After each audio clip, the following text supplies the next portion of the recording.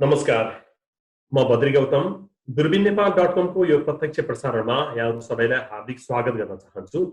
यतिखेर म न्युयोर्कबाट बोलिरहेको छु भने आज पनि हामीले कोरोना भाइरससँग सम्बन्धित विभिन्न विषयवस्तु समेटेर एउटा बहस गर्ने जमर्को गरिरहेका छौँ। र आजको बहसको विषय रहेको छ कोरोना भाइरसको कारण स्वदेश फर्कन नपाएका नेपालीहरूको कस्तो पीडा छ त। अझ भनौँ विभिन्न कारणले अमेरिकामा आउनुभएका तर कोरोनाको कारण लकडाउन भइसकेपछि अथवा विभिन्न उडानहरू रद्द भइसकेपछि यहाँ अमेरिकामा नै नचाही बस्नुपर्ने बाध्यतामा रहेका नेपालीहरूको पीडा कस्तो छ यो बारेमा हामी चाहिँ उजागर गर्ने एउटा प्रयास गर्नेछौँ। र यसको निम्ति आज हामीसँग विभिन्न क्षेत्रका विभिन्न व्यक्तित्वहरू हुनुहुन्छ। नेपालमा विभिन्न क्षेत्रसँग जोडिएका व्यक्तित्वहरू जो विभिन्न सिलसिलामा कुनै सेमिनार अथवा कुनै कार्यक्रमको सिलसिलामा कोही आफ्ना आफन्तहरूलाई भेट्नको निम्ति अमेरिका आउनु भएको थियो। तर पछि कोरोना भाइरसको कारण लकडाउन भइसकेपछि उडानहरू नभएपछि यहाँ नै बस्न बाध्य हुनुभएको छ। तर उहाँहरू नेपाल फर्किन चाहनुहुन्छ, तर नेपाल सरकारले अहिले तत्कालै कुनै पहल नगरेकोमा उहाँहरूमा कोरोनाको पीडा त छँदैछ, त्यो बाहेक आफ्नो स्वदेश फर्किन नपाएको अर्को पीडा थपिएको छ। आज हामी यो विषयमा कुराकानी गर्नेछौँ। र यो विषयमा कुराकानी गर्नको निम्ति आज हामीसँग हुनुहुन्छ, म सम्पूर्ण सहभागीहरूको परिचय गराउँदै जान्छु। सुप्रभात भण्डारी हुनुहुन्छ, नेपाल अभिभावक महासङ्घका अध्यक्ष हुनुहुन्छ उहाँ। त्यस्तै गरेर डाक्टर रिमा जोशी हुनुहुन्छ, उहाँ चिकित्सक हुनुहुन्छ। त्यस्तै गरेर बादल प्रधान हुनुहुन्छ, पेन्सिल्भानिया स्टेट युनिभर्सिटीका हुनुहुन्छ उहाँ। अनि शान्तराज बतास हुनुहुन्छ, शान्तराज बतास अर्गनाइजेसनका व्यक्ति हुनुहुन्छ। त्यस्तै गरेर भूपेन्द्र धिताल हुनुहुन्छ, भूपेन्द्र धिताल हिसान चितवन जिल्लाका अध्यक्ष हुनुहुन्छ। त्यस्तै गरेर कुलबहादुर केसी हुनुहुन्छ, संयुक्त पूर्व सैनिक कल्याणकारी महासङ्घ नेपालको महासचिव हुनुहुन्छ। उहाँ अतिथिहरूसँग कुराकानी गर्नको निम्ति पेन्सिल्भानियाबाट दूरबीन नेपालका सम्पादक विष्णुहरि घिमिरे अनि म न्युयोर्कबाट बद्री गौतम रहेका छौँ। र मैले कुराकानीलाई अब सुरु गर्न चाहन्छु। पहिला विष्णुजीबाट जान्छु। विष्णुजी, के छ अहिलेको अवस्था र अहिलेको त्यतातिरको अवस्था अथवा पेन्सिल्भानियाको अहिलेको अवस्था के कस्तो छ? धन्यवाद बद्रीजी। पेन्सिल्भेनियामा जुन न्युयोर्कमा डिसी क्षेत्र, टेक्सास र क्यालिफोर्निया जस्तो बाक्लो रूपमा नेपालीको उपस्थिति छैन। यद्यपि केही मात्रामा नेपाली र केही नेपाली भाषीहरू रहेका छन्। अहिलेसम्म त्यस्तो नेपालीहरू बिरामी भएको अथवा त्यस्तो अप्रिय घटनाहरू कुनै आएको छैन। यताको ठिकै छ। र अब आज हामी प्रसङ्गमा जाउँ। आज थुप्रै लब्धप्रतिष्ठ व्यक्तिहरू जो विभिन्न कामले अमेरिका आउनुभएको थियो, जसको यो लकडाउन सुरु भएपछि यहाँ रोकिनु भएको छ र उहाँहरूले यो स्वदेश फर्किनका लागि पहल गरिदिन विभिन्न प्रयास गरिरहनु भएको थियो। त्यसमध्येका एकजना अगुवा हुनुहुन्छ हाम्रो शान्ता सर। तपाईँले कसरी सुरु गर्नुभयो सर यो प्रयास र कहाँ पुगिरहेको छ? तपाईँले यो अमेरिकामा रहेर जो बसिरहेका छन् उनीहरूलाई नेपाल फर्किन लागि अनलाइनमा फर्म पनि भराउनु भएको थियो। यो कसरी सुरु गर्नुभयो र कहाँ पुगिरहेको छ? धन्यवाद विष्णुजी। अब यो लकडाउन भएको त सर्वविदित नै छ। यसमा मैले के गरेँ भने अब लकडाउन चाहिँ तुरुन्तै खुल्ला भन्ने अनुमान थियो। नखुलिसकेपछि म जस्तै पीडित साथीहरू अमेरिकाबाट नेपाल फर्कन चाहने कतिजना नेपाली नागरिक हुनुहुन्छ भनेर मैले एउटा अनलाइन मार्फत सर्वे गर्ने जमर्को गरेँ। त्यसमा छोटो समयमा नै करिब तपाईँको 300 जना नेपालीहरू चाहिँ मेरो डाटाबेसमा आयो भने आजको मितिमा करिब 400 प्लस नेपाली साथीभाइहरू जो अमेरिकाबाट नेपाल फर्कन चाहनुहुन्छ उहाँहरू आइसक्नु भएको छ। त्यसमध्येमा पनि करिब तपाईँको 250 भन्दा माथि चाहिँ नि भिजिटर भिसामा टेम्पोरेरी भिसामा आएका साथीहरू बढी हुनुहुन्छ। त्यसपछि विद्यार्थी भिसामा साथीहरू हुनुहुन्छ। केही साथीहरू ग्रिन कार्ड अथवा चाहिँ नि एनआरएन साथीहरू पनि हुनुहुन्छ मेरो लिस्टमा। र एनआरएनको रिपोर्ट अनुसार पनि 600 जना भन्दा बढी साथीहरूले नेपाल फर्कनको लागि उहाँहरूको चाहिँ आधिकारिक वेबसाइट मार्फत रेजिस्टर गराइसकेको छ। अब यहाँ कुरो के हो भने अब हामीले कल्पना पनि गरेका थिएनौँ कि यो लकडाउन यति लामो जान्छ भनेर, होइन। अब यो चाहिँ नि संसारभरि आएको महामारी हो, यसलाई जुझ्नलाई सहयोग गर्नुपर्छ भन्ने किसिमले हामीले केही समय धैर्य गरेर हामी अमेरिकामा बस्यौँ। तर लामो समय गइसकेपछि हामीलाई के समस्या उत्पन्न भयो भने कोही साथीहरू चाहिँ नि छोटो समयमा आएको साथीहरूले औषधि लिएर आउनु भएको छ। केही समयको लागि औषधि सकिएको समस्या छ, होइन। साधन स्रोत पैसाको कुरो छ, छोटो समयलाई लिएर बजेट गरेर ल्याउनु भएको छ, त्यो पैसा सकिएको छ। कतिको ट्राभल इन्सुरेन्सहरू छैन। त्यसले गर्दाखेरि दिन प्रतिदिन लामो समयसम्म लकडाउन बढ्दाखेरि चाहिँ हामीलाई निकै अप्ठ्यारो अवस्थामा पुगेका छौँ। किनभने हामी कसै न कसैको सेल्टरमा बसिरहेका छौँ आजको मितिसम्म। र सेल्टरमा बस्ने क्रममा पनि यति लामो समय जान्छ भन्ने कुरो चाहिँ नि हामीले नै अनुमान गरेका छैनौँ। साथीभाइहरूले पनि सहयोग गरेको छन्। र यति लामो समय करिब करिब 60 दिन पुग्न लागिसक्यो सेल्टरमा बस्दा निकै पीडा अनुभव भएको छ हैन। र यसमा मेरो व्यक्तिगत तर्फबाट के अनुरोध छ भने हामी अधिकांश साथीहरू छोटो समयलाई आएका थियौँ र हामी सबै क्वारेन्टाइनमा एक किसिमले लकडाउनको अवस्थामा छौँ र हामी र विशेष गरी नेपालमा के समस्या देखिन्छ भने अमेरिकामा जुन किसिमको चाहिँ न्युयोर्कमा जुन किसिमको चाहिँ टोलहरू देखा परेको छ त्यसले चाहिँ नि सारा संसारलाई एउटै आँखाले हेरेको सबै अमेरिकामा बस्ने नागरिकहरू चाहिँ नि चाहे स्वदेशी होस् या विदेशी होस् रोगी छन् भन्ने कुरोको चाहिँ जुन किसिमको जनमानसमा टिभी मार्फत देखिएको छ। यसलाई म यही अहिलेको भिडियो कन्फरेन्स मार्फत के सन्देश दिन चाहन्छु भने यहाँ 32 करोड जनसङ्ख्या छ अमेरिकामा हैन। त्यसमा पनि न्युयोर्क बाहेक अन्य ठाउँहरू चाहिँ छरिएर बसेको कारणले गर्दाखेरि रोग बढ्न पाएको छैनौँ। जति पनि प्राय नेपाली साथीहरू हुनुहुन्छ उहाँ चाहिँ सेल्फ क्वारेन्टाइनमा सेल्फ डिसिप्लिनमा बसेको छ र अमेरिकाबाट नेपाल जाने क्रममा पनि एयरलाइन्सले पनि एउटा चाहिँ प्रिकसन लिएको हुन्छ, चाहे त्यो चार्टर फ्लाइट होस् चाहे त्यो कमर्सियल फ्लाइट होस्। त्यस कारणले हामी नेपालको क्वारेन्टाइनको मापदण्ड पुरा गर्न पनि तयार छौँ। नेपाललाई कुनै पनि किसिमको आर्थिक व्यवहार दिन हामी दिँदैनौँ आउने क्रममा। त्यसैले यथाशीघ्र हाम्रो यो समस्या बुझी नेपाल सरकारले चाहिँ हामीलाई यथाशीघ्र नेपाल ल्याउनलाई पहल गरोस् भन्ने अनुरोध गर्दछु। म शान्तजीसँग फेरि हामी आउनेछौँ। म सुप्रभात भण्डारीसँग जान चाहन्छु। उहाँ अभिभावक महासङ्घका अध्यक्ष पनि हुनुहुन्छ।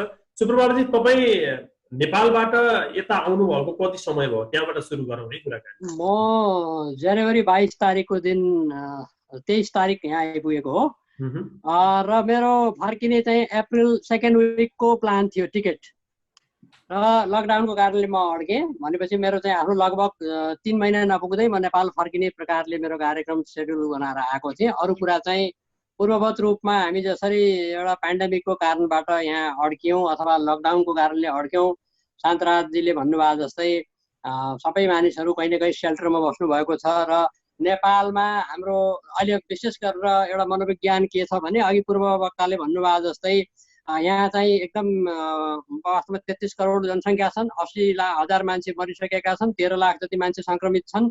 तर त्यो सुन्दाखेरि भयावह सबै नै कोरोनामा चपेटा परेको छन् कि भन्ने एउटा मनोविज्ञान पनि भएको छ। र अमेरिकामा चाहिँ दुःख हुँदैन, अमेरिका भनेको स्वर्ग हो, त्यहाँ अब यस्तो मान्छेले दुःखै पाउँदैनन्, यति नेपाली गएका मान्छे आनन्दसँग बसेका छन् भन्ने एउटा मनोविज्ञान छ। त्यो कुरासँग चाहिँ हामीले आम रूपमा नेपाली जनसमुदायमा नेपाली दिदीबहिनी दाजुभाइमा पुर्याउनु जरुरी छ। नेपालको शासन व्यवस्थामा रहनुभएका सरकारका प्रमुखहरू, सरकारमा रहनुभएका सदस्यहरू लगायत सबैलाई, तमाम मान्छेहरू हैन। सुप्रभातजी, तपाईँको कुरालाई कन्टिन्यू गर्दै नै छ। मलाई यही विषय एउटा के प्रश्न सोध्न मन लाग्यो, जस्तै अमेरिका स्वर्ग हो, अमेरिकामा दुःखै हुन्न भन्ने मानिसको चाहिँ एउटा बुझाइ हुनसक्छ। तर शासन सत्तामा रहने अथवा सरकारी निकाय अथवा कर्मचारीहरूले त कमसेकम अमेरिकाको वास्तविकता बुझ्नु भएको छ होला, यहाँको पीडा यस्तो छ भन्ने बुझ्नु भएको छ होला नि, होइन? छैन भन्ने मानवताले अथवा पटक पटक आउने त्यस्तो व्यक्तित्वहरूबाट यो कुरा हुनुपर्ने थियो। तर अहिलेको परिस्थितिमा सायद त्यो कुरा कहीँ पनि त्यस्तो कुराहरूको केही चिजहरू पनि देखिएको सङ्केतहरू नभएको कारणले हामी त्यो स्पष्ट अनुमान गर्न सक्छौँ।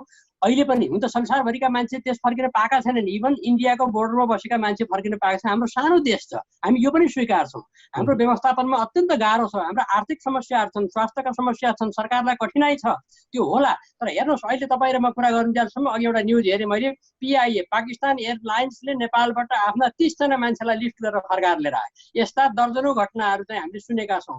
सबै देशका नागरिकहरू आफ्नो देशमा फर्काइरहेको अवस्थामा हामी संसारभरि रहेका चाहिँ विशेष कारणले सर्ट टर्मको प्रोग्राम प्रायोरिटीको आधारमा सरकारले गरोस्। चाहे खाडीको मुलुकमा चाहिँ अलपत्र परेका हुन् वा विदेशमा बसेर चाहिँ फर्किसक्नुपर्ने नेपाली अलपत्र पर्न आँटेका छन्, उनीहरूलाई लिफ्ट गरेर ल्याउनु पर्ने राज्यको कर्तव्य हो। त्यो नागरिकहरूको नैसर्गिक अधिकार पनि हो। त्यो अधिकारको संरक्षण गर्नुपर्ने दायित्व सरकारको, त्यो संसारका कुनै पनि डेमोक्रेटिक सरकारहरूको काँधमा त्यो कुरा हुन्छ। अघि मैले भनेको जस्तै सबै कुरा तत्काल गर्न सकिँदैन, त्यो कुरा हामी स्वीकार्न तयार छौँ। तथापि सरकारले एउटा योजनाबद्ध प्रयत्नबाट चाहिँ यो तरिकाले हामी लिएर आउँछौँ भनेर अहिलेसम्म कार्यक्रम दिइसक्नु पर्थ्यो। लकडाउनको यत्रो दिन पुगिसक्दाखेरिको अवस्था छैन। अब कतिपय कुरामा अघि तपाईँ उहाँले भन्नुभयो जस्तै मलाई नै भन्नुहुन्छ भने म पनि एउटा नागरिक हुँ, म पनि एउटा मानिस हुँ नि, तपाईँ हामी एउटा मानिस हौँ। म पनि अल्सरको पेसेन्ट हुँ, मेरो वाइफ चाहिँ तपाईँको प्रेसरको कोलेस्ट्रोलको बिरामी छ, उसको लागि दबाई किन्नको लागि म आफैलाई अहिले समस्या, म पनि कोही होइन, सामान्य मान्छे पनि। अमेरिकाको लागि त म टुरिस्ट हुँ, मेरो इन्सुरेन्स छैन, मेरो आर्थिक हैसियतको हिसाबले सबै कुरा भ्याउँदैन होला, मैले ओभर द काउन्टर औषधि दिन पाउँदिनँ, मैले डक्टरलाई रिक्वेस्ट गर्नु पर्यो। थ्याङ्क्स गड यहाँका साथीहरूले मद्दत गर्नुभयो र मैले प्रेसक्रिप्सन पाएँ। त्यो प्रेसक्रिप्सनले मैले श्रीमतीको लागि औषधि किन्नु पर्यो, मेरो उसलाई किन्नु पर्दाखेरि तिर्नु परेको डलर सुन्यो भनेदेखि अनि मलाई पनि एक किसिमको अप्ठ्यारो पर्छ। अन्त म आफैलाई पनि झन्डै अस्ति सन्चो नभएर झन्डै म इमर्जेन्सी जानुपर्ने स्थिति हो। म नेपालमा भइरहेको अवस्थामा मेरो रेगुलर आफ्नो तरिकाले उ गर्थेँ नि, म इन्सुरेन्स छैन, यहाँ केही छैन, मान्छेहरूले बाहिरबाट हेर्दाखेरि। एकछिन यहाँ रोकेँ, म यही औषधिको कुरो आइरहेको छ, यही प्रसङ्गमा म डाक्टर रिमातर्फ जान चाहन्छु। तपाईँ डाक्टर पनि हुनुहुन्छ, जस्तै नेपालीहरू जो यहाँ आफ्ना सन्ततिहरू भेट्न आएका छन्, विभिन्न अफिसियल काममा आएका छन्, भ्रमणमा आएका छन्, उनीहरूको खास स्वास्थ्यको समस्या चाहिँ कस्तो छ? यहाँको स्वास्थ्य बिमा औषधि किन महँगो छ होइन? कस्तो कस्तो समस्याहरू आएको देख्नुभएको छ तपाईँले? हजुर, नमस्ते, म डाक्टर रिमा जोशी, हाल म वीर अस्पतालमा कार्यरत छु र म सह प्राध्यापक तथा प्रोग्राम कोअर्डिनेटर पनि हुँ। अब धेरै जसो मैले डाटा हेर्दाखेरि चाहिँ धेरै जसो यहाँ भिजिटर भिसामा आउनु भएका आमा बुवाहरू नै बढी हुनुहुन्छ, हामी जस्तो ट्रेनिङमा आएकाहरू कमै छन्। त्यो अवस्थामा चाहिँ तपाईँको अमेरिकामा अहिलेको हेल्थ सर्भिसको च्यालेन्ज चाहिँ एकदम ठुलो छ।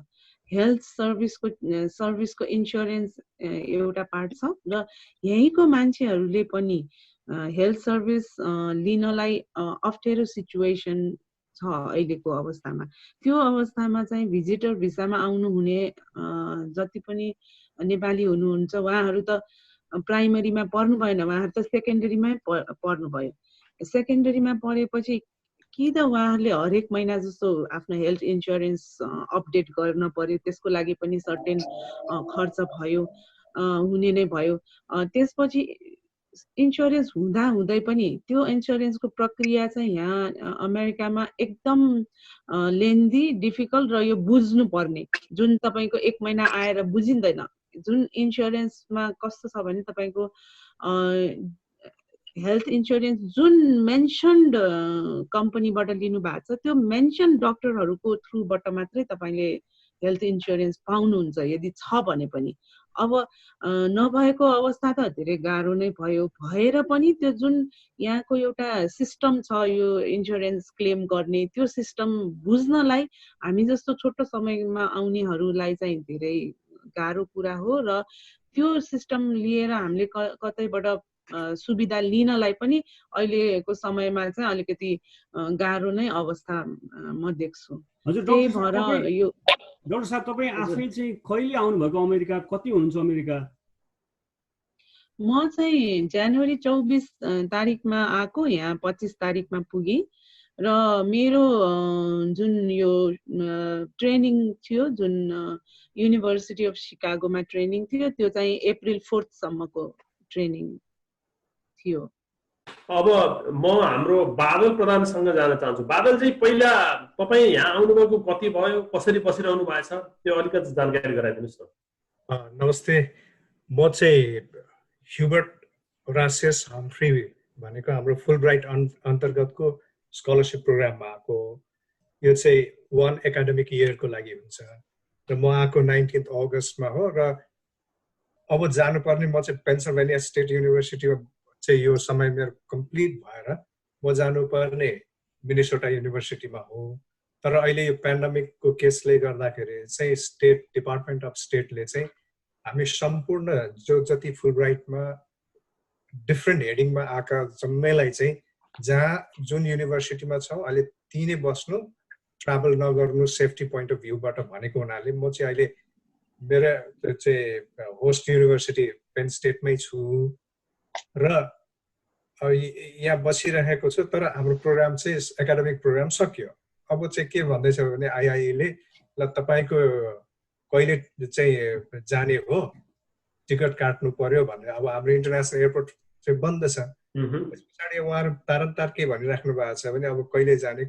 तर अब जोर्डन, पाकिस्तान यिनीहरूले सबैले चाहिँ मलावी होइन त्यो सबै कन्ट्रीहरूले चाहिँ लिएर गइसक्यो। हामी 8-9 जना बाँकी छौँ।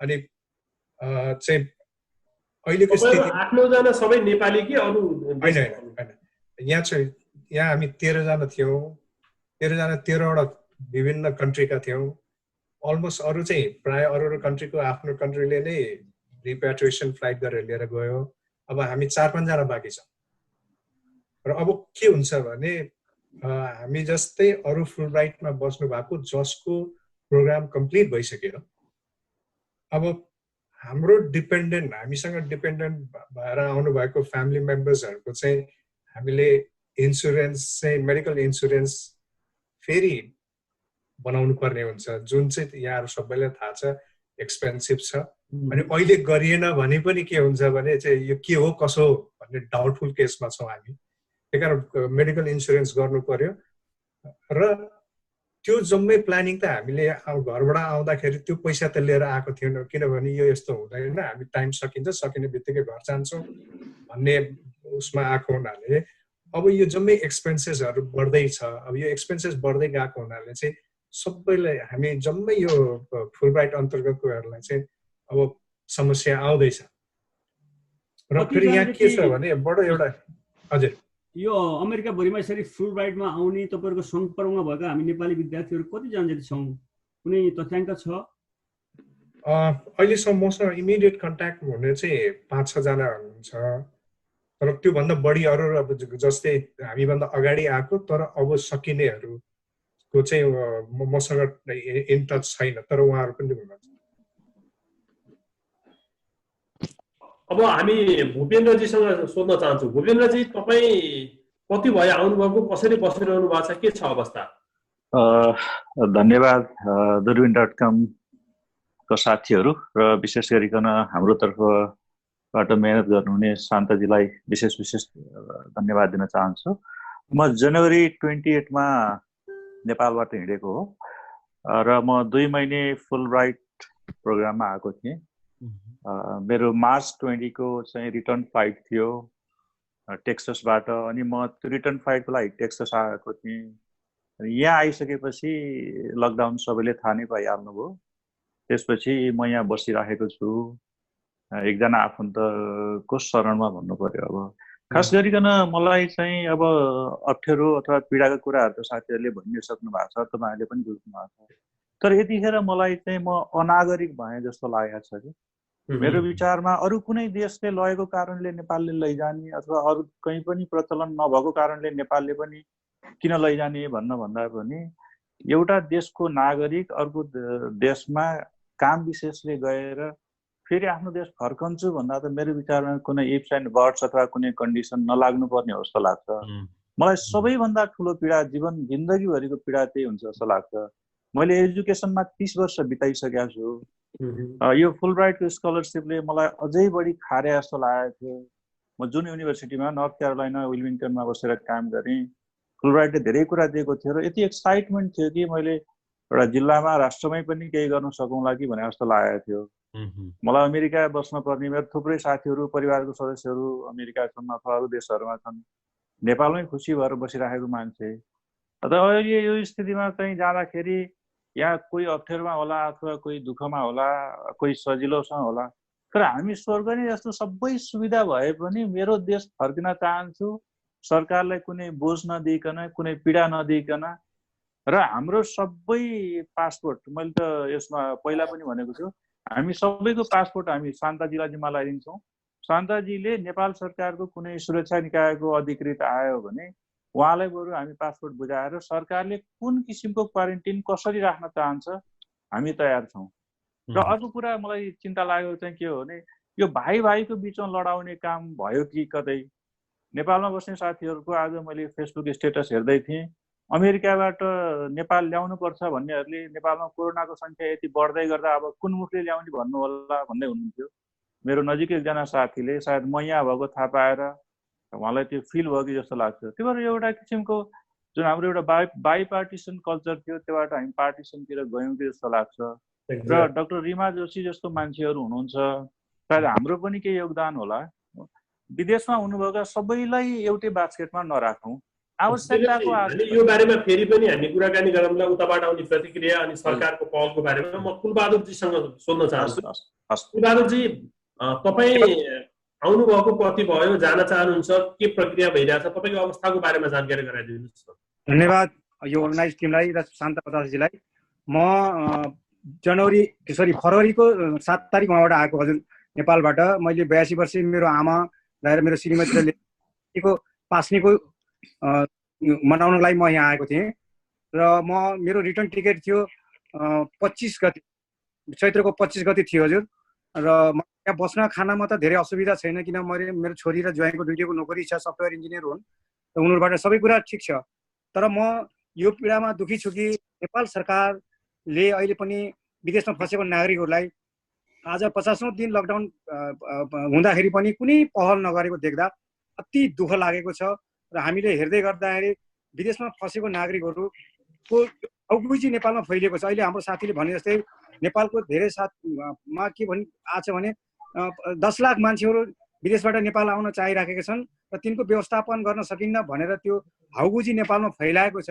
यो अति दुःखदायी र पीडादायी हाउगुजी भएको हुँदाखेरि म हजुरहरूको मिडिया मार्फत के अनुरोध गर्न चाहन्छु भने यत्रो विशाल देश भारतबाट मात्रै उनीहरूले 13 दिनको यो इभ्याकुएसन प्रोग्राम गराएको छ। टोटली 7,500 मान्छेहरूलाई उनीहरूले लाँदैछ, भन्नाले प्रायोरिटीको आधारमा उनीहरूले लाँदैछ भने नेपालबाट कति होला र यहाँबाट हामीले आजको डेटमा हामीले सङ्कलन गरे अनुसार अघि बतासजीले भन्नुभयो, हाम्रो उसले एनआरएनले पनि सङ्कलन गर्नुभएको छ डाटाहरू। त्यो त्यसमध्ये पनि अहिले लेटेस्ट धेरै जान चाहने भनेको 400-500 जना मात्रै नै छ। र यो टिमलाई लगेर हाम्रो साथीहरूले भने जस्तो हामीहरू आफ्नो मापदण्ड अनुसार, नेपाल सरकारको मापदण्ड, WHO को मापदण्ड अनुसार नेपालमा गएर कुन प्रकारको क्वारेन्टाइनमा बस्ने हो, कस्तो फेसिलिटी दिने हो भन्ने कुरा हामीले सबै अपनाउँछौँ भन्दै गर्दाखेरि नेपाल सरकारले नलानु र अहिले पनि सुन्दै गर्दाखेरि हामीले मिडियामा सुन्दै गर्दाखेरि प्रायोरिटी 3rdमा पनि परेको सुन्दै गर्दा अझै दुःख। अब नेपाल सरकार र अहिले मैले एउटा कुरा के भन्न मन लाग्यो भन्दाखेरि त्यहाँ दुविधा भइराखेको छ र राजनीतिकबाट घुसपेटी भएको मैले अनुभव गरेको छु। एउटा यो बारेमा फेरि चर्चा गर्न म शान्ताजीसँग गएँ। तपाईँले जति पनि अमेरिकामा आएर यो कुनै समयको लागि जो अमेरिका आउनुभएको छ, कोही अध्ययनको लागि आउनुभएको छ, कोही भ्रमणको लागि आउनुभएको छ, कोही भेटघाटको लागि आउनुभएको छ, उनीहरू आफ्नो खर्चमा नेपाल फर्किन तयार छन्। हामी आफै विमानको व्यवस्था गर्छौँ, हामी आफै नेपालमा गएर सरकारले तोकेको मापदण्डमा हामी आफ्नै खर्चमा क्वारेन्टाइनमा बस्छौँ भनेर तपाईँहरूले यो ज्ञापन पत्र बुझाउनु भयो एक प्रकारको, होइन, राजदूतावासलाई, नेपाल सरकारलाई। के प्रतिक्रिया पाउनुभयो तपाईँले यसमा? अब हामीले पछिल्लोचोटि हाम्रो नेपाली राजदूत डाक्टर नेपाली राजदूतलाई हामीले चाहिँ भिडियो कन्फरेन्स मार्फत भेट्ने जमर्को गऱ्यौँ र उहाँले समय पनि दिनु पर्यो। तर दुःखको साथ भन्नुपर्छ कि उहाँ यहाँ बसेर उहाँले के भन्दै हुनुहुन्छ भने उहाँले आफ्नो एउटा चाहिँ नि हामीले गरेको इन्फर्मेसन, हामीले गरेको निवेदन चाहिँ उहाँले पासन गर्नुभएको रहेछ। त्यसलाई धेरै धेरै धन्यवाद दिन चाहन्छु दूरबीन नेपालको तर्फबाट माध्यमबाट। र उहाँले के भन्नुहुन्छ भने अब अहिले बाई एयर ट्राभल गरेर पनि सेफ छैन, त्यस कारण तपाईँहरू अमेरिकामा बस्नुहोस् भन्नुभयो। यसलाई हामीले स्पष्ट भन्यौँ कि तपाईँले राहत दिनु पर्यो कि आहत दिनु पर्यो भन्ने कुरा गऱ्यौँ, होइन। अब यसमा यहीँ नेपाली राजदूत सर पनि यदि पोजिटिभ देख्नु भएन नेपाल पठाउनको लागि, यो चाहिँ दुःखको कुरो हो। अब अहिले हाल मात्रै गएकोमा भारतदेखि लिएर साउथ एसियाका विभिन्न राष्ट्रहरूले आफ्नो नागरिकहरूले लिएर गइसके, होइन। र मेरो तर्फबाट हामीले अफिसियल मिडियाबाट इमेल मार्फत र नेपालमा चाहिँ हाम्रो चाहिँ शैलेन्द्र गुरगाई साथी हुनुहुन्छ र त्यहाँ चाहिँ मानव अधिकारदेखि लिएर परराष्ट्र मन्त्रालय सबै ठाउँमा हामीले अफिसियल डेटा सहित विद्यार्थी यति सङ्ख्यामा छन्, अभिभावकहरू यति सङ्ख्यामा छन्, ट्रेनीहरू यति सङ्ख्यामा छन् र होटेलमा हामीले कहाँ क्वारेन्टाइनमा बस्न सक्छौँ, यदि तपाईँले यदि हामीलाई क्वारेन्टाइनको चाहिँ नि आफूले गर्न सक्नुहुन्न भने यो होटेलहरूले हामीलाई नो अब्जेक्सन दिएको छ क्वारेन्टाइनको लागि भनेर सम्पूर्ण डेटा फ्याक्ट्स एन्ड फिगर राखेर दिइसकेका छौँ। तर दुःखको साथ भन्नुपर्दाखेरि अहिलेसम्म उहाँहरू यसमा पटक्कै पोजिटिभ हुनुहुन्न। हाम्रो आग्रह के हो भने कमसेकम सुरुवात त गरियोस्, रेस्क्यु फ्लाइटको सुरुवात चाहे अमेरिकाबाट गरोस्, चाहे भारतबाट गरोस्, चाहे पाकिस्तानबाट गरोस्, चाहे बङ्गलादेशबाट गरोस्। मलाई अहिले यति फोन आइरहेको छ, अस्ट्रेलियाबाट फोन आइरहेको छ, मलाई चाहिँ यहाँ क्यारान्टाइन आइल्यान्ड रहेछ, नेपाली करिब 300-400 नेपालीहरू रहेछ, ठाउँ ठाउँबाट मलाई यो चाहिँ नि भाइबरबाट फोन आइरहेको छ। कमसेकम नेपाली राजदूतले आफ्ना त्यो देशमा जहाँ राजदूतावास छ कतिजना नागरिकहरू रहेछ, कुन अवस्थामा रहेछ, यो कुराहरू त कमसेकम डाटा सङ्कलन त गर्नु पर्यो नि। यसमा नि पहलमा के ढिलो भएको छ हेर्नुहोस्। शान्तजी, मलाई एउटा जिज्ञासा के राख्नु मन लाग्यो भने जस्तै यी सबै कामहरू तपाईँले गरिरहँदाखेरि जस्तै अमेरिकाका विभिन्न क्षेत्रमा छरिनु भएका विभिन्न क्षेत्रका मान्छेहरू सबैसित तपाईँको परिचय पनि नहुन सक्छ, तर यी सबैलाई समेटेर तपाईँले एउटा धारमा एउटा फ्रेममा जसरी ल्याउनु भएको छ नि, त्यो ल्याउन पनि त अत्यन्तै कठिन भयो होला नि है सुरुमा। डेफिनेटली यसमा हजुरहरूलाई दुर्बिन नेपाललाई पनि धन्यवाद दिन चाहन्छु। तपाईँहरू जस्तै एउटा साथी खसो खासको साथीले पनि मलाई सहयोग गर्नुभयो, उहाँले अनलाइन मार्फत यो फर्मलाई चाहिँ नि प्रमोट गर्न सहयोग गर्नुभयो होइन। त्यस कारण यसमा मिडियाको ठुलो रोल छ, म तपाईँलाई पुनः धन्यवाद दिन चाहन्छु। यसै क्रममा अर्को कुरा जोड्न चाहन्छु। अनि हामीले राजदूतलाई के भनेका थियौँ भने तपाईँले ठिक छ अहिले तुरुन्तै के गरिदिनु पर्यो भने मान्छेहरूलाई कोही भिसा एक्सपायर भएर बसेको अवस्था छ, त्यसमा तपाईँले भिसा वेभरको लागि प्रोसेस गरिदिनुहोस् भन्दा हामीले डिप्लोमेटिक नोट मार्फत हामी जानकारी गराउनेछौँ, कोसिस गर्नेछौँ भन्नुभयो। अहिलेसम्म के प्रत्युत्तर आएको छैन। कतिपय साथीहरूले $485 पर पर्सन पैसा तिरेर चाहिँ नि रिन्यू गरिरहनु भएको छ, इलिगल बस्ने कुरा आएन। यो भनेको नेपालीको छोरोलाई ठुलो रकम हो, यो अहिलेको जुन समस्यामा ठुलो रकम हो। तपाईँहरूको यो चाहिँ दुर्बिन नेपालको चाहिँ मिडिया मार्फत म के चाहन्छु भने यो कुरालाई तपाईँले हाइलाइट गरिदिनु होला होइन। यसै त यहाँ बस्ने खर्च खाने खर्चको चाहिँ ठुलो अभाव हुँदै गएको छ, रिसोर्सहरूको अभाव भइरहेको छ, साथीभाइसँग गुहार मागेका छौँ होइन। यसमा यो वेभर भयो भने पनि यो राज्यले गरेको ठुलो उपलब्धि म मान्दछु। निश्चय पनि नेपालमा यो जुन लकडाउन गरिएको छ, लकडाउनको मिति जति लम्बिएको छ, कोरोनाको सङ्क्रमण देखिने क्रम झन् बढेको छ, यो परस्पर विरोधी भइरहेको छ र सरकार विशेष गरी यो विषम परिस्थितिमा जनताको आफ्नो सवाल स्वास्थ्यको बारेमा चिन्तित हुनु परेमा सत्तारूढ पार्टी आफै यो अध्यादेशमा रुमल्लियो। त्यसले पनि सायद यो प्रक्रियाहरूमा अलिकति ढिलो भएको हुनसक्छ। त्यहाँ महाकालीमा नेपाल दुखिरहेको छ, किनारहरूमा थुप्रैले आरोप लागेका छन्। तपाईँहरू त अमेरिकाको सुविधामा बसिरहनु भएको छ, कतारलाई हेर्नुहोस् होइन, अनि यो महाकाली किनारमा बस्ने नेपाललाई हेर्नुहोस् भनेर पनि भनिरहेका छन्। अहिले हामीले यो कार्यक्रम गर्दाखेरि पनि टिप्पणीहरू आइरहेका छन्। सुप्रभाजी, तपाईँ अभिभावक सङ्घको अध्यक्ष पनि हुनुहुन्छ महासङ्घको होइन, के भन्नुहुन्छ त्यसमा? जस्तै अमेरिकामा त सुखै छ, तपाईँहरू किन आत्तिनी महाकालीको तीरमा बसेका नेपालीहरूले त उद्धार भएको छैन भन्ने पनि प्रतिक्रियाहरू सामूहिक सञ्जालमा आएका छन्। हजुर, बडो महत्त्वपूर्ण प्रश्नको लागि धन्यवाद दुर्बिन तपाईँलाई। दुःखको मापन, मान्छेको दुःखको मापन कसरी हुन्छ भने उसको भावना र उसले तत्कालमा भोगेका पीडाहरूका आधारमा गरिन्छ। हेर्नुहोस्, चाहे त्यो अमेरिकामा होस्, अस्ट्रेलियामा होस्, अथवा इन्डियाको कुनै ठाउँमा होला, अथवा खाडीको राष्ट्रमा होला, सामान्यतया यसरी हेर्दाखेरि अमेरिका विकसित मुलुक छ, त्यहाँ सबै सम्पन्न छन्, यहाँ आउने मान्छेले त्यत्रो पैसा खर्च गरेर आउन सक्छन् भन्ने एउटा चिन्तनका कारणबाट त्यस्ता कुराहरू आएका हुन सक्छन्। यद्यपि त्यो कुरालाई हामीले त्यसरी नलिउँ। तर मूल कुरा के भने अघि उठाएको जस्तै यहाँ अहिले हेर्नुहोस्, तपाईँ हामी नै पनि भनौँ झन्डै लगभग 2 महिनादेखि आइसोलेसनमा बसेका छौँ। यो एउटा क्वारेन्टाइनको एउटा ऊ हो, यो सबै कुरा छँदै छ। त्यसपछि अब हामी अघि भूपेनजीले उठाउनु भएको जस्तो हामी नागरिक हौँ, नेपालको नागरिक। व्यक्तिगत रूपमा मलाई भन्नुहुन्छ भने म आजभन्दा 30 वर्ष अगाडि अमेरिका स्टुडेन्ट भएर आएको मान्छे, म अमेरिका छोडेर गएको मान्छे हुँ। व्यक्तिगत रूपमा कुनै व्यक्तिगत उसको लागि भने होइन, हामी अमेरिका बस्नुपर्छ भनेर आएका मान्छे पनि होइनौँ।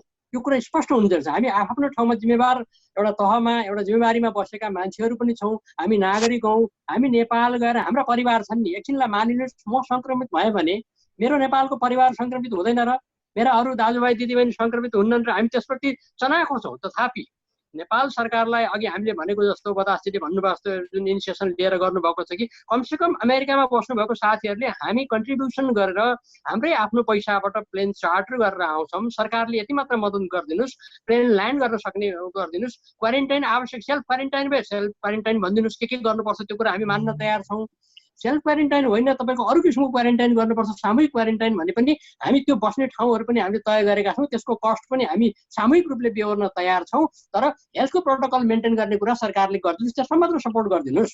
र त्यो कुरा त्यति गरिदिनुहोस्। त्यति पनि होइन, अमेरिकालाई अहिले तपाईँहरूलाई ल्याउनै अप्ठ्यारो छ भन्ने जस्तो लाग्छ तत्कालको लागि भने पहिलो फ्लाइटहरू खाडीमा अल्पत्र बसेको मान्छेहरूको पनि हामीले सुन्यौँ त, जो ले अफ भयो, काममा छैन, उहाँहरू बाहिर बस्नुभएको छ, त्यस्ता साथीहरूलाई मात्र पनि उद्धारको सुरुवात गर्दै अनि क्रमिक रूपले गर्दै पनि त हुन्थ्यो नि। कमसेकम अहिले शून्यमा छ सरकार कि विदेशमा रहेका नेपालीहरूलाई ल्याउने कुरामा शून्य भएको हुनाले योजनाबद्ध प्रयत्न भनेको अहिलेसम्म हामीले थाहा पाइसक्नुपर्ने कुरा plan A plan B plan C बाहिरबाट ल्याउने विषयमा त यसो छ भनेर हामीले सुन्नुपर्ने ठाउँमा दुःखको साथ भन्न मन लाग्छ कि मलाई हामीलाई सबैलाई कि यो हुँदै नभएको कुराको त हामी गैर नागरिक हो र हामीलाई पनि त नेपालको पीडा छ नि हामी नेपालका नागरिक होइनौँ र हामी नेपालका दाजुभाइ दिदीबहिनी हाम्रो आफन्त कोही छैनौँ र हामीले खालि आग्रह यति गऱ्यौँ कि हामी नेपाल सरकारलाई विनम्रतापूर्वक आग्रह गऱ्यौँ हामी सबै सामूहिक रूपमा चाहिँ सरकारले तोकेको मापदण्डमा बसेर बस्न चाहन्छु भन्ने कुरा भइसकेपछि अब बाँकी समाजमा त हामीले जे कुरा भन्यौँ त्यो कुरा हुने त हो नि समाजका दाजुभाइ दिदीबहिनी त हामी नै हो नि हामीले पनि त्यहाँ नेपालमा बसेर केही कुरा गऱ्यौँ भने त्यही किसिमको कुरा हो कतिपय मान्छेलाई लाग्दो स्वाभाविक कुरा हो 32-33 करोड जनसङ्ख्या भएको ठाउँमा लाखौँ मान्छे सङ्क्रमित भइसक्यो भन्दा कतै हामी पनि भसक्कै सङ्क्रमित भइसक्यो भन्ने कुरा हो 15जना नेपालीहरूको दुःखद अवसान भएको छ अमेरिकामा त्यसमा पनि 2जना भोटानी मूलका नेपालीहरू हुनुहुन्छ अरू तपाईँको 400-500 मान्छे सङ्क्रमित भन्ने कुराहरू सुनिएको छ दुःखको साथ भन्नुपर्छ उहाँहरू पनि चाँडो निको कतिपय मान्छेहरू निको हुनेछ पोजिटिभ हुँदैमा सबैजना तपाईँको त्यो सिम्टमबाट आएर यो संसारको ग्लोबल ट्रेन्डलाई हेऱ्यो भने पनि यो सिम्टम भएका मान्छेहरू पनि 80 पोजिटिभ देखिएको पनि 80% मान्छेहरूमा त्यस्तो देखिँदैन डाइरेक्टली कुनै किसिमको सिम्टम आउँदैन 20% मान्छे मात्र अस्पताल जानुपर्ने हो त्यसका पनि 10-12% मान्छेहरू अस्पताल गएका मान्छेहरूमा 7 देखि 10% मान्छेहरूको मृत्यु हुन सक्ने सम्भावनाहरू संसारको ट्रेन्ड एनालाइसिस गर्दा हामी त्यो देख्न सक्छौँ त्यस कारणले म विनम्रतापूर्वक तपाईँको महत्त्वपूर्ण कार्यक्रम मार्फत सर म के विष्णु सर के अनुरोध गर्न चाहन्छु बलजी मार्फत के अनुरोध गर्न चाहन्छु नेपाल सरकारको ध्यान आकर्षण गराउँ सारा नेपालीहरू नागरिकहरूलाई सर्ट टर्ममा प्रायोरिटी गर्नुहोस् कस्तो कस्तो मान्छेलाई नेपाल आउनु पर्ने हो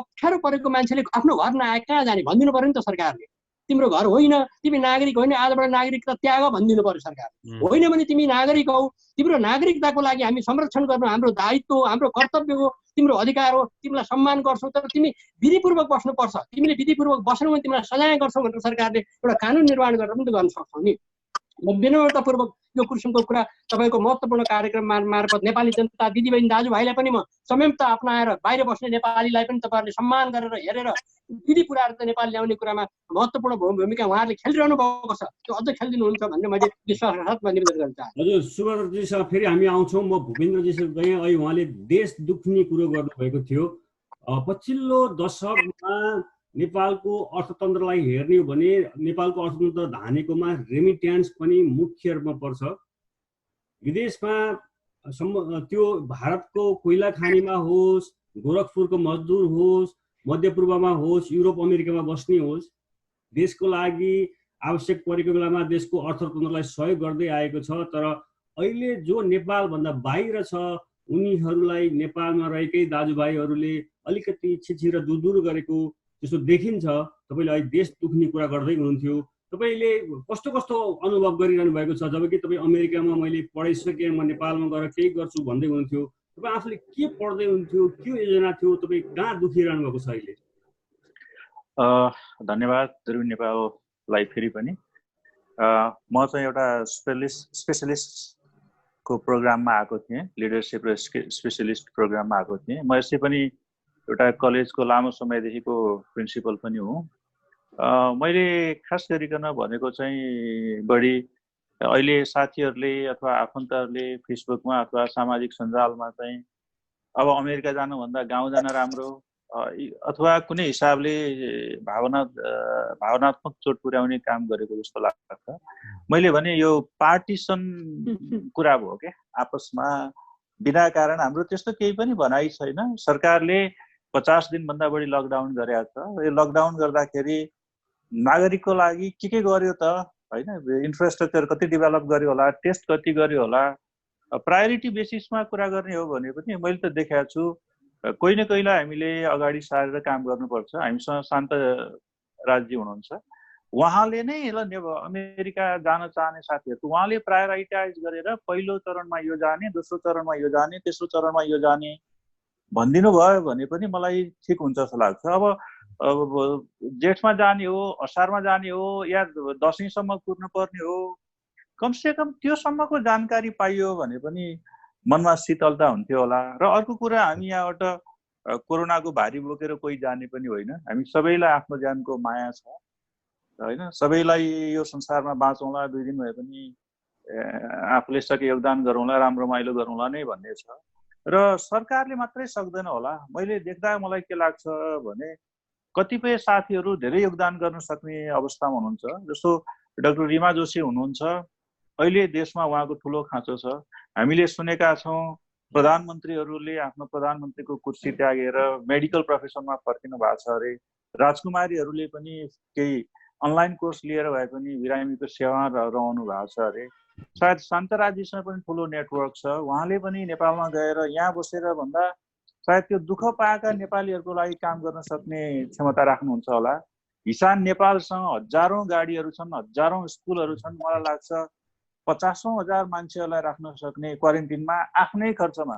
मैले यसलाई अलिकति जोड दिएर भनेको छु, यसलाई गलत अर्थमा कसैले पनि नबुझौँ, राज्यलाई सहयोग गर्ने हिसाबले हो।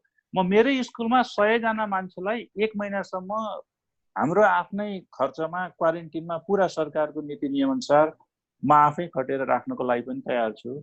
सायद हामी यहाँ रहेका साथीहरूले विदेशमा अल्पत्रमा परेका दुःख पाएका साथीहरूलाई नेपालमा क्वारेन्टिनमा राख्नको लागि सहयोग गर्ने हैसियत पनि राख्ने थुप्रै साथीहरू हुनुहुन्छ होला जस्तो लाग्छ। त्यसैले गर्दाखेरि त्यस्तो आजै जाउँ मै जाउँ तछाड मछाड केही पनि छैन। हामी सबैका आफ्ना आफ्ना समस्या छौँ, किनभने हाम्रो मन रोको छ।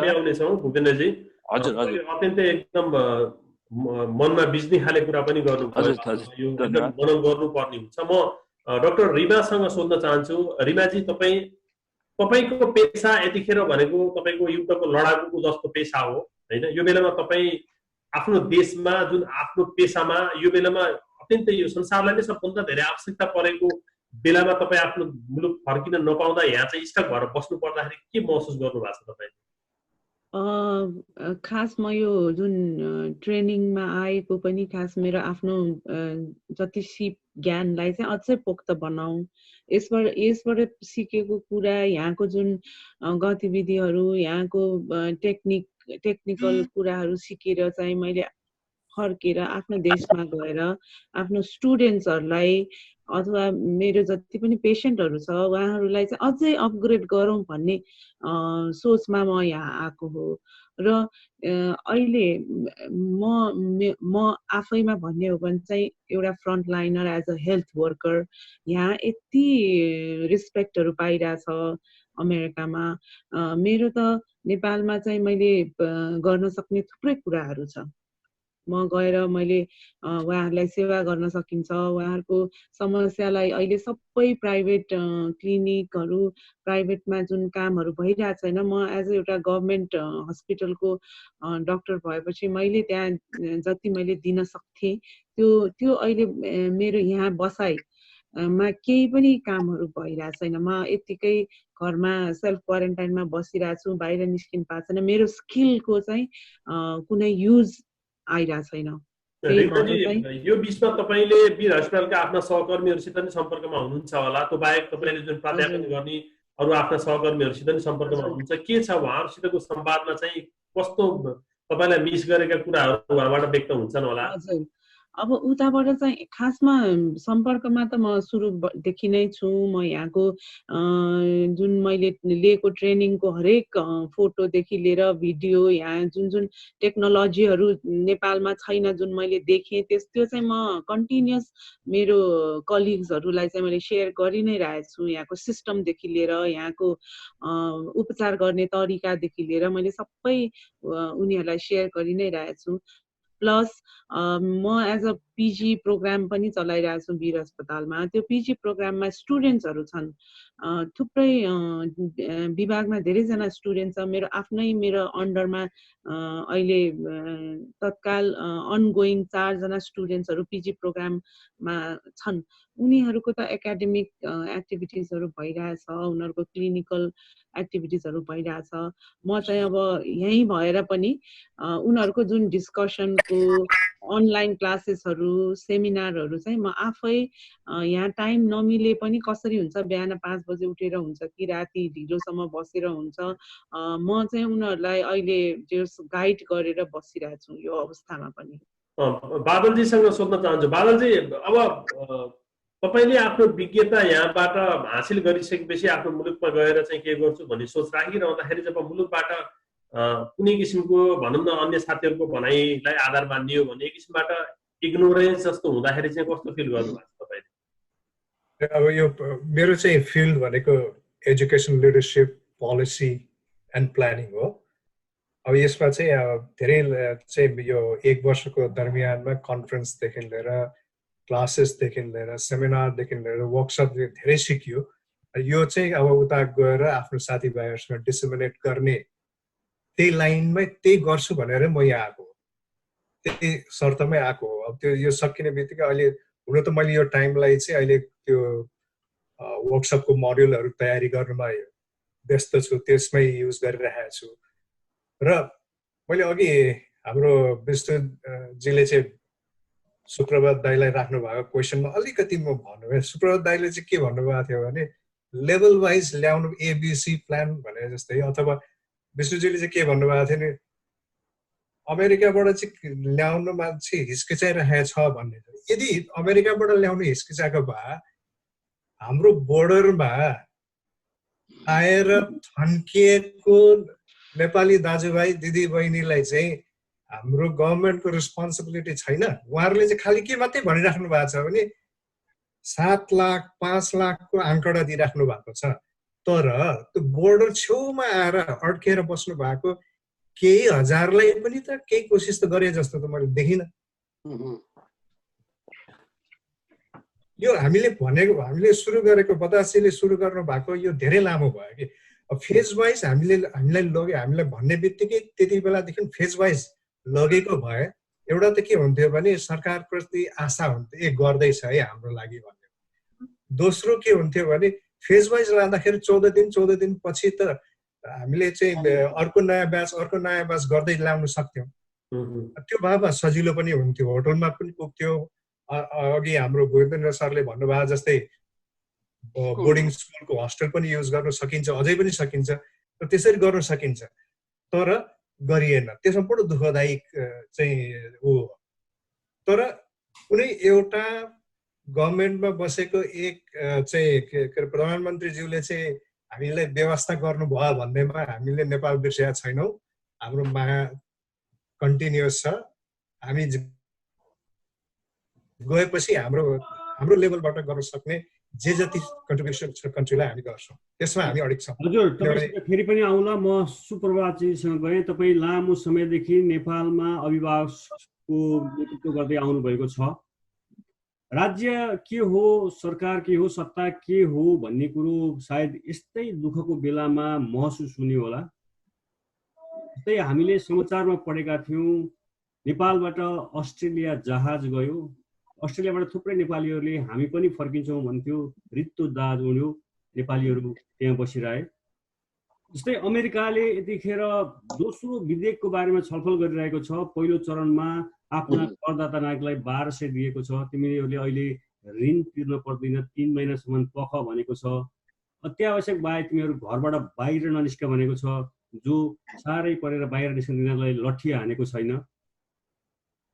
तपाईँ जनवरीमा आए भन्नुभयो, यो 4-5 महिना बस्नुभयो। अलिकति अब हामी धेरै समय छैन, सरकार कहाँ चाहिँदो रहेछ अलिकति भनिदिनुहोस् न।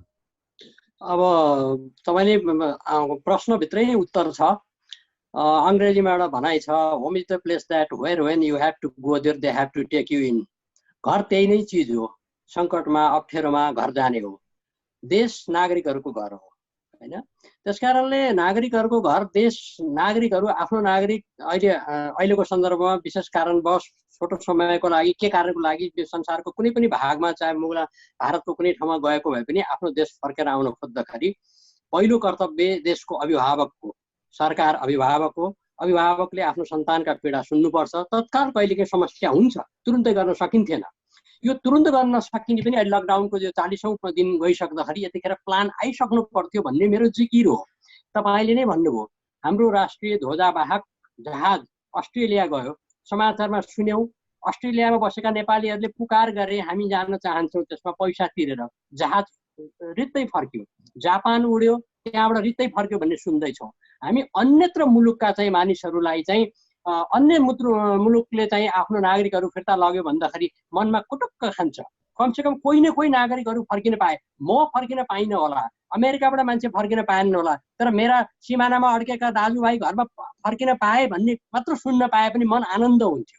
अर्को कुनै ठाउँमा अलपत्र पर्नुभएको खाडीमा बस्नुभएको साथीहरू जो हुनुहुन्छ कामबाट फर्किनुभयो र युएई सरकारले म 2टा प्लेनमा राखेर पठाइदिन्छु भन्यो, त्यो कुरा पनि सरकारले एक्सेप्ट गरेन भनेको समाचार सुन्नुपर्दा दुःख लाग्छ। तपाईँले भन्नुभएको जस्तै राज्य सरकार भनेको के हो भनेदेखि तपाईँको ऐन मौकामा सरकारले आफ्ना जनताको संरक्षण गर्ने, सम्वर्धन गर्ने, उसका कुरा सुन्ने र त्यसलाई शासन गर्ने भन्दा नि सेवा गर्ने हिसाबबाट जानुपर्ने कुरामा यो चाहिँ हाम्रो अहिलेको सरकार चुकेको हो कि हुन त विषम परिस्थिति छ भन्दा संसारमा सबैतिर विषम परिस्थिति छ त। नेपाल त अहिले 208 जना मान्छेहरूलाई संक्रमण भयो। थ्याङ्क्स गड पशुपतिनाथको कृपाले, सबैको कृपाले आजसम्म कोही मान्छेको मृत्यु भएको छैन, नहोस् र त्यहाँ कोही मान्छे सिरियस पनि हुनुभएको छैन। तर पनि हामी सतर्क हुनु जरुरी छ, किनभने हाम्रो भूमि हो, हाम्रा दाजुभाइ दिदीबहिनी भोलि कोही पनि नेपालीलाई केही भयो भने त हामी नेपाली हौ नि, हामी नै विदेशभित्र हुन सक्छौँ भन्ने त्यो चिन्तन हामीमा पनि छ, तमाम नेपाली मान्छ। तर सरकारले, राज्यले त्यो कुरालाई ध्यान दिएर क्रमबद्ध ढङ्गबाट मान्छेहरूलाई लगिदिने, अप्ठ्यारोमा परेका मान्छेहरूको यो प्रायोरिटी प्राथमिकता कुन कुन हो, कसको मान्छे साँच्चीको प्राथमिकता छ। अहिले अमेरिकामा बस्नु हेर्नुहुन्छ नि, म आइसकेपछि धेरैजना साथीहरू भयो, हेरेँ कसैका पिताजी अन्तिम अवस्थामा घाटमा हुनुहुन्थ्यो, म जान पाऊँ भनेर निवेदन हाल्नुभयो, तर लकडाउन थियो, जान पाउनु भएन। उहाँको पिताजी बित्नुभयो, उहाँ यहीँ क्रिया गरेर बस्नुभयो, काजक्रिया गरेर बस्नुभयो। त्यस्तै अर्का एकजना मित्र हुनुहुन्थ्यो, उहाँको माताजी बित्नुभयो, उहाँ यहीँ काजक्रिया गरेर बस्नुभयो। यो अन्तिम अवस्थामा पनि मानिसहरू जान नपाउँदाखेरि यो अवस्था र अन्य अवस्थामा पनि जो मान्छेहरू अहिले अघि भने जस्तो विभिन्न पीडा, अब नभनौँ, विभिन्न दुःख, आफ्ना दुःख कष्ट भनेको आफूलाई हुन्छ, त्यो परेको मान्छेलाई मात्र थाहा हुन्छ, जुत्ता लाउने मान्छेलाई थाहा हुन्छ कि कहाँनिर खुट्टामा बिजेको हुन्छ भन्ने कुरा। त्यस्तै किसिमले हामीले हेरेर अब अन्य सरकारलाई गाली गर्ने, हाम्रो सरकारलाई गाली गर्ने भन्दा पनि उसले योजनाबद्ध प्रयत्न गर्न सकेन भन्ने कुरा हामीले भन्छौँ नै, तर उसले चाँडै नै यो कुराहरू सुनोस् र सारा संसारभरि भएका नेपालीहरूमध्ये प्राथमिकताका आधारमा योजनाबद्ध तरिकाले तत्काल आफ्नो देश फर्काउने काम गरोस्, नागरिकप्रति जिम्मेवार बनोस्। म यही नै कुरा विनम्रतापूर्वक तपाईँको महत्त्वपूर्ण कार्यक्रम मार्फत निवेदन गर्न चाहन्छु। शान्तजीले नि यत्रो ठुलो इनिसिएसन लिनुभएको छ, उहाँलाई नि म धन्यवाद भन्न चाहन्छु। शान्तजी, अब हामी लगभग यो बहसको, यो छलफलको अन्तिम चरणमा आइपुगेका छौँ, किनभने हामी अलिकता टाइमको पनि एउटा ख्याल गर्नुपर्ने अवस्था छ, किनभने ढिलो पनि सुरु भएको थियो। शान्तजी, तपाईँले यो पहल गरिरहँदाखेरि, तपाईँले विभिन्न क्षेत्रका मानिसहरूसित सम्पर्क गरिरहँदाखेरि अमेरिकामा रहेका अन्य सङ्घ संस्थाहरूको पनि सहयोग लिनुभयो, अनि नेपालतिरका सङ्घ संस्थाहरूको कुनै सहयोग लिनुभयो अथवा के हो? अन्तिममा तपाईँले त्यो बताइदिनुहोस् न। धन्यवाद गौतमजी, फेरि दुर्बिन नेपालको तर्फबाट। यसमा अब मैले सुरुवात चाहिँ गरेँ। पहिला सुरुमा चाहिँ मैले एनआरएनको साथीहरूलाई यहाँ निकै मेसेन्जर मार्फत कुरा राखेको थिएँ। मैले रेस्पोन्स नपाएपछि म व्यक्तिगत भए पनि म जानुपर्छ भन्ने किसिमबाट सुरुवात गरेँ। पछि एनआरएनले पनि यो सहकार्य गर्नुभयो। त्यसमा म के भन्छु भने यो हामी कमन गोललाई लागेको हो। मैले एनआरएनको डाटालाई पनि म सपोर्ट गर्छु र मेरो डाटा उहाँलाई सेयर गरिराखेको छु। अर्को एनआरएन मलाई के एउटा चाहिँ अलिकति ल्यागिङ फिल भएको छ भने मलाई केही विद्यार्थी साथीहरूले फोन अहिले पनि गरिराख्नु भएको छ, हामीलाई यो समस्या छ, हामीलाई औषधिको समस्या छ, खानाको समस्या छ। त्यो कुराहरू मैले एनआरएनको मिस्टर शाहजी हुनुहुन्छ होइन, सुनिल शाहलाई चाहिँ मैले रिले गरिराखेको छु र मलाई खुसी लागेको छ एनआरएनको साथीहरूले त्यो सहयोग गरिराखेको छ भन्ने पनि खबर पाइराखेको छु।